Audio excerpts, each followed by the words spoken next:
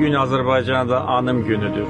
Bütün Azərbaycan xalqı şəhidlərimizin əziz xatirəsini yad edir. Bu günə görə biz onlara borcluyuq. Bu həqiqətdir. Nə qədər dövlətin gücü olsa, nə qədər silahı olsa, nə qədər düzgün hərbi əməliyyatlar planlaşdırılsa da, qələbəni əldə edən əskərdir, zabitdir. O gedir. O sinəsini qabağa verir. O ölümə gedir. Və bayrağı da qaldıran olur.